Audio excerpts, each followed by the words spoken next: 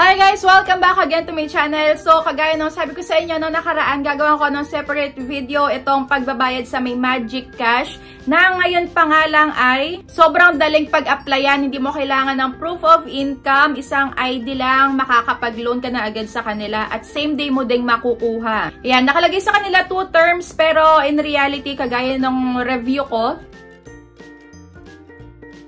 sa unang video is 7 days lang talaga siya at yung pangalawa na term nga na sinasabi nila is mawi-waive na yon pagka nakapagbayad ka sa may unang pagbabayad sa kanila. Pero syempre, congratulations nga pala sa mga nasa community spotlight ko. Sila ay mga active na nanonood at nagko-comment sa may kada video ko. Kaya kung gusto nyo mapasali dyan, lagi lang kayo maging updated sa mga ina-upload ko para mabigyan ko kayo ng prize every week. So, ayun. As a thank you yan sa mga patuloy na sumusuporta sa akin dito sa my YouTube. So, thank you so much. At going back na nga dito sa may gagawin nating video ngayon, babayaran na natin itong inutang natin sa may Magic Cash. Inutang ko pala.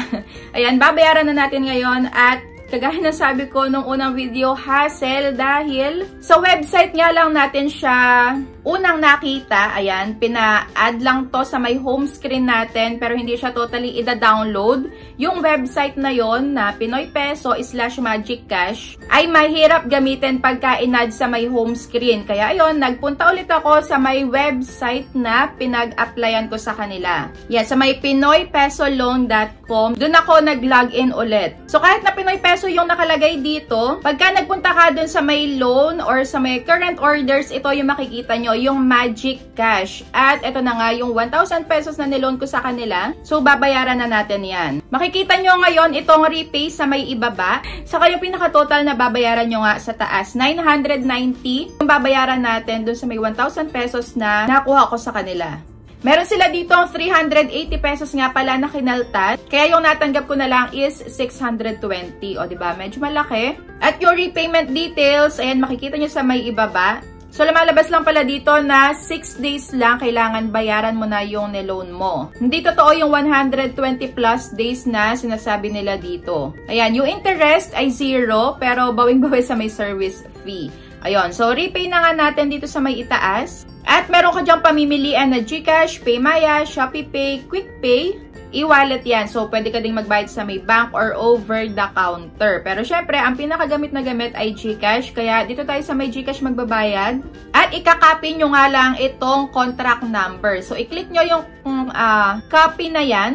At dito tayo pupunta sa may biller na SkyPay. So, open nyo yung GCash app nyo. At i-click nyo ngayon yung Pay Bills. Click nyo yung Loans. Tapos doon sa may pinakataas, i-type nyo yung SkyPay. Pagka nakita nyo na yung SkyPay dyan, ay ilalagay nyo na nga dito yung pinaka-amount na babayaran nyo, 990. At sa may contract number, ipapaste nyo lang dito yung kinapi nyo kanina doon sa may website.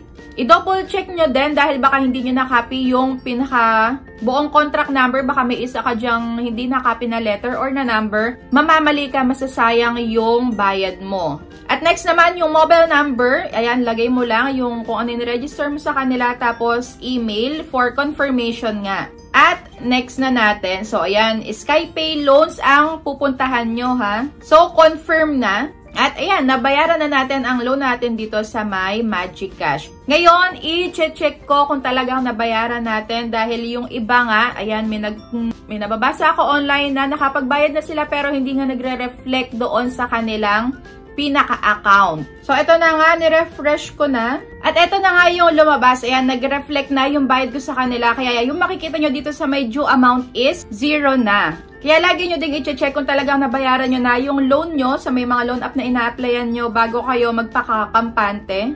At lagi kayo magte-take ng screenshot. Ayan, para na rin sa may protection nyo dahil yung ibang agent nga nagsasabi na hindi ka pa doon nakakapagbayad kahit na nakapagbayad ka na. So, dito nakalagay repay pero 0 na yung makikita nyo. Ibig sabihin, okay na.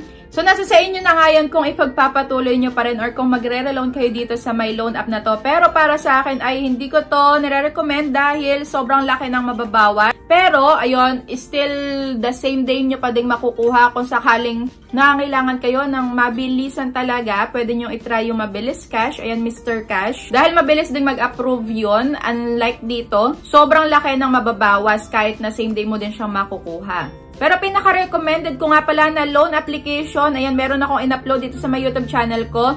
Yung Tala, Maya, Easy Credit, ayan, yung S-Loan, G-Loan, dyan muna kayo una mag-try, lalo na kung kayo ay nag-uumpisa pa lang na mag-loan. Dahil dyan talagang subok at wala kang matatanggap na kahit na anong pananakot, walang pagpo-post online. Ayan, kampante ka dyan pagka nakapag-loan ka.